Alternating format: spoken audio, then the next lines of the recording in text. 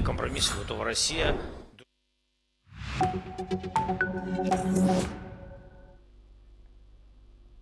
Hello and welcome. I'm Kriti Mehta and you're watching the World Report on NewsX World. Let's start with a check of the top headlines this hour. US President Donald Trump says the operation in Venezuela, which culminated with strikes on the capital and the capture of Venezuelan President Nicolás Maduro, were part of what he coined the Donro Doctrine. China's foreign ministry says the US could immediately release Venezuelan leader Nicolás Maduro and his wife and resolve the situation in Venezuela through dialogue and negotiation.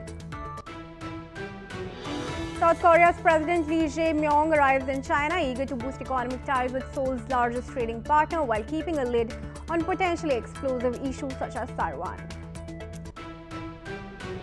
Yemen's southern separatists welcome a call for dialogue by Saudi Arabia to end a recent military escalation, a potential sign that an unusually public confrontation between the kingdom and the UAE may be easing.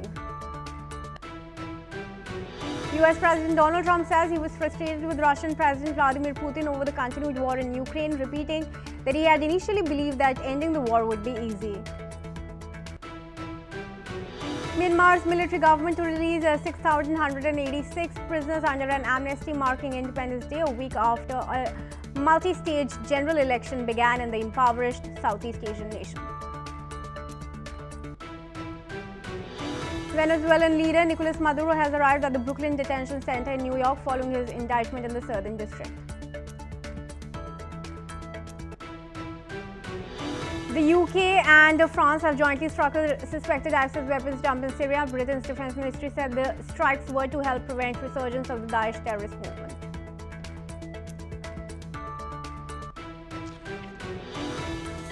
All right, viewers, let's start with the top developments that are now coming in connection with the arrest of Nicolás Maduro and his wife by Donald Trump's forces. Now, a new unsealed US Justice Department indictment accuses captured Nicolás Maduro of running a corrupt and illegitimate government powered by a massive drug trafficking operation that flooded the US with cocaine for years. Maduro is charged alongside his wife, Celia Flores, his son, and 3 other alleged co-conspirators. The indictment lists 4 major counts against Maduro, including narco-terrorism, conspiracy, cocaine importation conspiracy, possession of machine guns and destruction devices, and conspiracy to possess those weapons.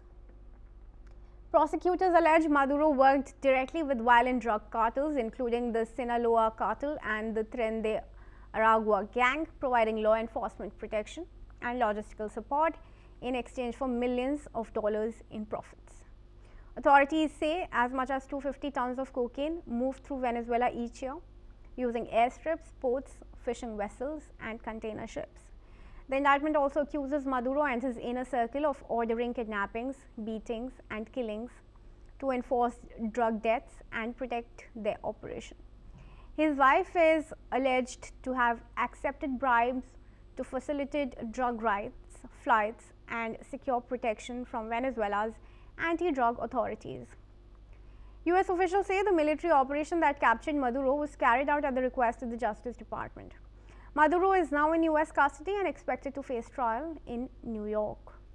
All right, I now welcome Dr. Satoru Nagao, who is a fellow at the Hudson Institute, and he joins us from Tokyo. Thank you very much, Dr. Nagao, for joining me in this discussion. We just listed out the charges that have been imposed on Maduro and his wife.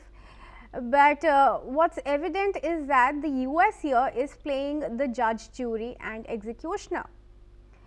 Why is it taking on the role of the International Court of Justice? Yeah, in this case, we need to remember the one important fact. Law is working because of the strong power supports the law. So that's why in case of the domestic law of the United States, US government take charge. But in case of the international law, indeed no organization can support the international law. So that's why domestic law is strong in the world, but the international law is very weak in the world. So under such kind of situation, which law is more influential of the decision making of the government? In case of the US move, domestic law is very influential. So in this case, in case of the Maduro, Mr. Maduro, indeed 2020, the US has already imposed the $50 million to arrest him. So for a long time, he was charged from the U.S. domestic law. But because of he has the military power, and arresting him is controversial. So that's why the people believe he was looks like untouchable leader, untouchable perpetrator. So view from the United States, now is the time to arrest because his challenging attitude was continue for a long time. But anyway, view from the international society, it is true that this is controversial. But this is American continent, and America is the only country to lead this American continent. That's why the country outside of the American continent cannot show their influence in this decision making anyway. Dr. Nagao, what will happen if all the other mightier nations will start taking the same approach as the US is taking on Latin American nations and as it has been taking in the past in other countries? I think that is the purpose of this action, I think. Why US did this military operation? Because the US tried to warn the other country in the American continent to follow the United States. Because recently from the northern edge of the Greenland and Canada to the southern edge of the Latin America, America tried to claim their influence in the American continent. So this is America's influential area. China cannot touch, Russia cannot touch. If the country in the American continent cooperate with China and Russia, America will punish them. But something like that is a message this time. So that's why Venezuela could be the most easiest target for the United States, because for a long time they showed a strong challenging attitude. They showed a strong challenging attitude to the United States by cooperating with China and Russia. So it is understandable the U.S. punished them view from the historical background of this attitude. Okay, stay on with me, Dr. Nagao. Thank you. Viewers, let's also tell you now that the US Secretary of State Marco Rubio has revealed that Nicolás Maduro was given several opportunities to leave the country and avoid capture by US forces. Rubio stated that Maduro had been offered very, very, very generous offers. I'm quoting him, but he chose to stay and again, quote, act like a wild man. Rubio did not provide details about these offers, but emphasized that Maduro could have left and lived a peaceful life elsewhere. Last month, US President Donald Trump has also suggested it would be smart for Maduro to step down, but left the decision in his hands. All right. Dr. Nagao, requested to join us back in the discussion with your comments. Rubio is saying that he was given multiple opportunities, he was given multiple offers to flee from his own house. Are you, yes, would you say that the US is now re-establishing its hegemony in the world order? Would you say it's a duopoly with US and China, or is US really coming forward as the only superpower with hegemonic interests and authority in the world? US perception is contained when we hear the word "Make America Great Again." Make America great again is based on the perception US power is declining and the US cannot continue to be the only superpower in the world. That's why they need to rebuild their power and start to say, make America great again. So because the US is losing their confidence, that's why US try to be very strong and punish the Venezuela for challenging against the US and try to re-establish the influential area in the American continent. And after that, in the outside of the American continent, one by one, the Americans show the strong influence step by step. It's a process. When we remember the history of the U.S. influence, indeed, this was the same course. So before the World War I, the Americans say Monroe Doctrine. This means that dominated status America But has that seized also Donald and Trump has in gone the on to American mock. continent. After that, the World War I, they expand their influence to the more wider area outside the American continent. And World War II, this has continued, and all of the rivals will be eliminated one by one. So from Monroe Doctrine to the world, one by one, they're stepping up. Now America try to rework the same course. They walk the same course. They goes from the Monroe Doctrine to the influential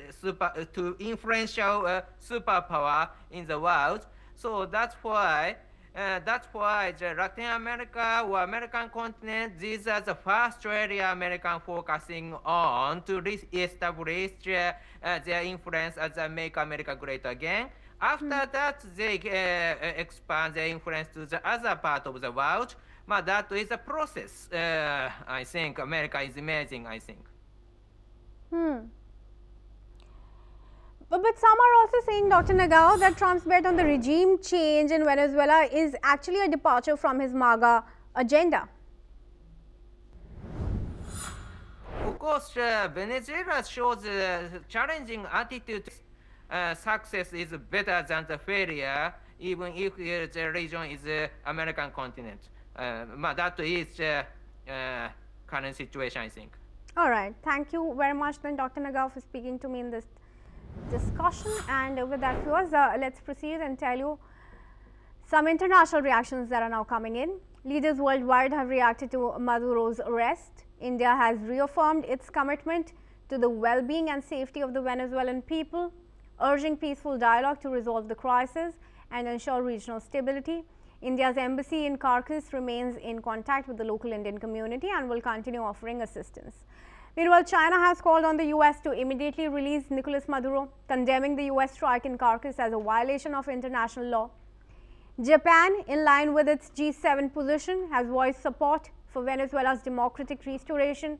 Malaysia has strongly opposed foreign intervention, calling for a halt to the use of force. All right, joining me now is Collins Chong-Yu Keat. He's a foreign affairs, security and strategy analyst and joins us from Kuala Lumpur. Thank you very much, Collins, for joining me. How are you assessing the divided reactions that are coming in from different leaders of the world? Well, it is expected for China to produce such, responses. We have seen how Venezuela has been acting as the main anchor for Beijing's greater geopolitical power play, especially in Latin America, and in challenging the U.S. influence in its own backyard in the Western Hemisphere. We have seen how reports have now emerged that Venezuela has been providing more than 700,000 barrels per day of oil to U.S. through illicit transfer and all that. So this is basically a strong signal and warning and message by Trump to the adversaries, including Beijing and Moscow, that the era of this Latin America, especially Venezuela, being used as this strategic anchor for their own power purposes is now over. Washington is now regaining the unmatched dominance in the Western Hemisphere, and that there is no other external powers that can be allowed to use this to stage threats to the interests of the U.S. and the safety of the American people. And we have seen how this response also by Beijing trying to frame this as part of yet another hypocritical approach by Washington, and of course also to garner greater support from the global South, and to frame this episode as power politics and infringement of sovereign rights of a sovereign state, but of course also from different lenses. But Trump and Washington have viewed this as a necessity, to hold Maduro to account based on the legal system of the U.S., and that his actions have threatened the lives of the American people, and that he has been given ample of time, even months before this. Repeated warnings, as claimed by, of course, by Rubio also, that he has the capacity to also be aligned with what Washington has offered, but of course he has chosen this path, and that we have seen how this is again there's a reflection of Trump's no-nonsense approach, as Rubio has Collins, stated. would you say that the fact that nations across the world are divided on the operation in Venezuela is what is in fact bolstering Trump in his aggression in Venezuela?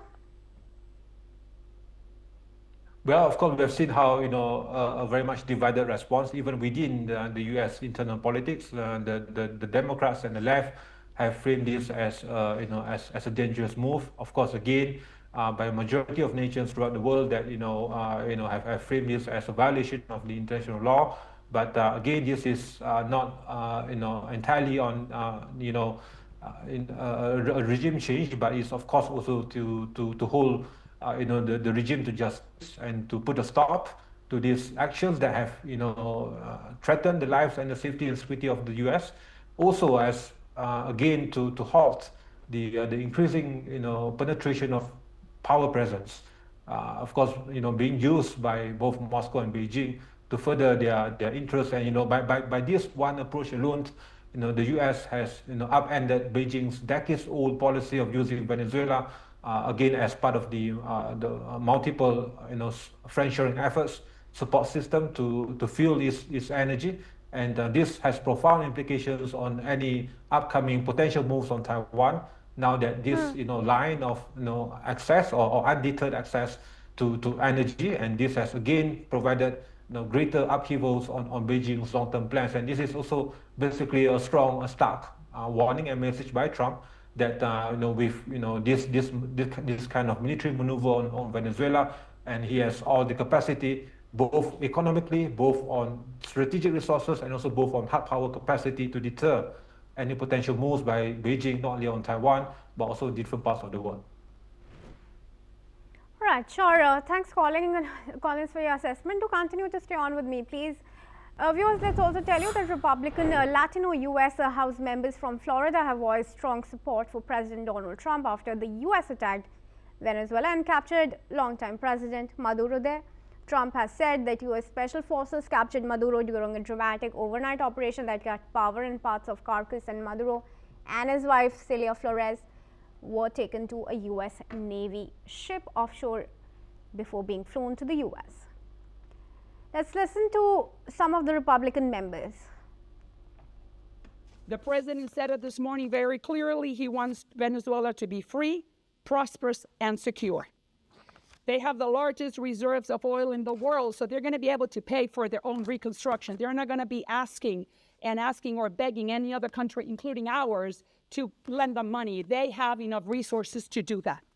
So that also means that no more Russia, no more China, no more Hezbollah, no more Iran, no more Hamas on Venezuelan soil trying to harm our children or launch a terrorist attack against. 8 million Venezuelans emigrated, right, and fled this tyranny, this dictatorship.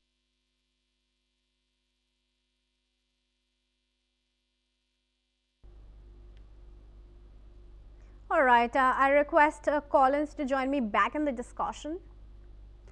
Collins, I don't know if you were able to hear those statements of the Republicans. That's clearly coming across as a very privileged first world person's account of the activities. They are saying that the activities were done for a free, prosperous and secure Venezuela when they've taken away its freedom, captured its leader, and now wants to take over its oil reserves.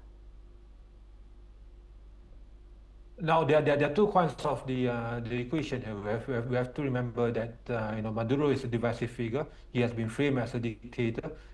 stealing the elections for the past couple of years now, and he has failed to provide the social safety net to the people of Venezuela. Of course, there have been large, arguments in favor of him. So there's this polarizing figure even within Venezuela, and we have seen how the rise of people like Maria, the opposition leader, and of course also the needs, the obligations, the social responsibility by the U.S. in terms of restoring the rights of the people to feel the positive impact of good governance, of a democratic capture of strength of the rights of the people, and that this is in stark contrast with what Trump's predecessors have done in terms of this protracted conflict in different parts of the world, including on the Middle East. As what Trump has stated in his press conference, we have seen that there's this compelling moral need for the U.S. to ensure that the transition will have to be of will have to respect the rights and needs of the Venezuelan people at large, and to ensure that there's this smooth, positive, and judicious transition of power. And this is what the U.S. is trying to do now, to ensure that this post-conflict, this post-crisis will be of a managed transition rather than a chaotic transition. And this is what the U.S. will need to do. And if it's left alone, we have to see a second Libya now, or a second Iraq. So we have to see that this is a different approach being employed by Trump, starkly different from both Obama, from both Bush, and of course it might be worse even under the Biden administration. So this is a different picture, and this is needed not only for the security and safety and the needs of the people of Venezuela, but also the needs and security and safety of the people of the U.S. It is increasingly interlinked now, and with his stark warning also to Gustavo, the president of Colombia, we have seen now that there is no power play here. There is no need for any this maneuvering or playing games by these leaders, because now with this move, Trump has basically stated that when you play games, this is the result, and they have been given ample of time now to ensure that they at least have this self-intent to make some changes, but they have not done so, and this is the result of as what Rubio has stated, the game-playing maneuvers by Maduro for the past couple of months now. Sure. All right. Thank you, Collins, for speaking to me. Viewers, let's tell you some more updates, developments that are coming in. Now, major U.S. airlines have begun restoring flights to Puerto Rico and other parts of the Caribbean after aviation authorities lifted temporary airspace restrictions that were imposed following U.S. strikes on Venezuela. The restrictions, which led to hundreds of cancellations during the busy New Year travel period, were cleared early Sunday, allowing carriers to resume most scheduled services. Thousands of passengers were impacted after commercial aircraft were ordered to avoid parts of the region. United Airlines and Delta Airlines confirmed the resumption of services and said they are working to accommodate disrupted travelers. Frontier Airlines has also returned to normal operations, while American Airlines, Southwest, and JetBlue were among other carriers affected. Airlines have waived change fees for impacted passengers. The brief shutdown highlighted how quickly military operations can disrupt civilian air travel, even far beyond the immediate conflict zone.